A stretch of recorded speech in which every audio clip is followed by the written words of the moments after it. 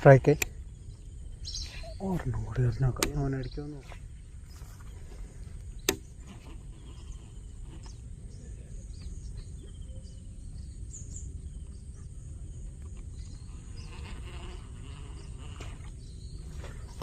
അടുത്തടിച്ചിട്ടുണ്ടേ.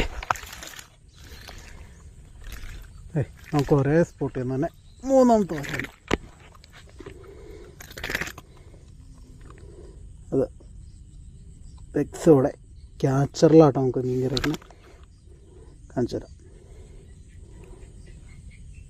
ഉണ്ടോ പെക്സോടെ ക്യാച്ചർ.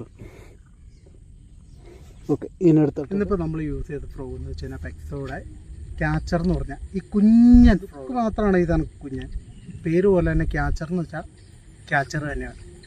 ഇത് കിട്ടിയേക്കണ കുറച്ച് മീനുകളുണ്ട്. ഇന്നിപ്പോൾ രാവിലെ തൊട്ട് ഇറങ്ങിയതാണ്. ആ മീനുകളെ ഇപ്പോൾ കാണിച്ചു തരാം.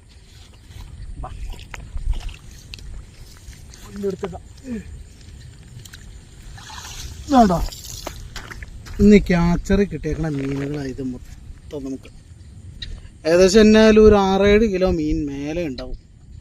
നിറച്ച് വരാല. ഇതുണ്ടോ ഇതിനകത്ത് എടുക്കുന്ന ഓരോ വരാലിൻ്റെ സൈസ് ഉണ്ടോ, നല്ല ഹെവി സൈസാണ്.